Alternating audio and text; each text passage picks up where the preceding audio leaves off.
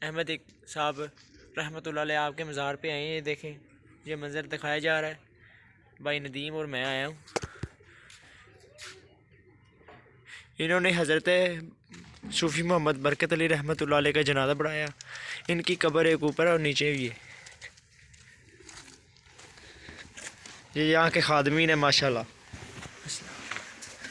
या हय्यो या क़याम या हय्यो या क़याम या हय्यो या क़याम या हय्यो या क़याम या हय्यो या क़याम या हय्यो या क़याम या हय्यो या क़याम या हय्यो या क़याम या हय्यो या क़याम या हय्यो या क़याम या हय्यो या क़याम सय्यदना करीमान सल्लल्लाहु अलैहि वसल्लम सय्यदना करीमान सल्लल्लाहु।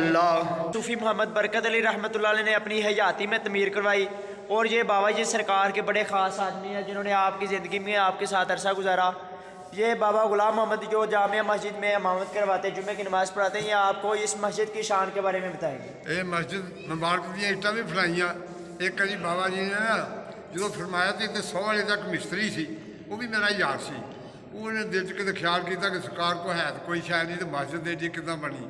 वो एक कभी जो मस्जिद का ना फर्श रगड़ रहे ही ना मशीना ना, वो तुरया आया बाबा जी बाहर तशरीफ लैके और गेट अगे आंदे आओ मिस्त्री साहब तेन मैं ना मस्जिद दिखाना कैसी बनी आ। वो बेचारा चुप के वाकया ही वो गल सरकार ने याद कराई। सरकार को कहना सी वो दिल च आ कि वो जरा मैं आख्या ना मस्जिद किदा बनू, सरकार ने आख्या मस्जिद बन भी गई है माशाअल्लाह। फिर इस मस्जिद मुबारक के अंदर जगह नहीं सी होती बहन की। बच्चे बड़े पढ़ते होंगे सी, कोई 250-300 बच्चा पढ़ता होंगे। बड़िया इतने रौनक तो फिर की इस जगह के मकाम आपने फरमाया ये दुनिया के चौथे नंबर की मस्जिद दारुल इस्लाम, चौथे माशाअल्लाह दुनिया से क्या मस्जिद ये निशान बाबा जी ने दसी है। अभी खुश नसीब लोग हैं जिन्होंने इतने अल्लाह तफीक देता कि असी नमाज पढ़ने।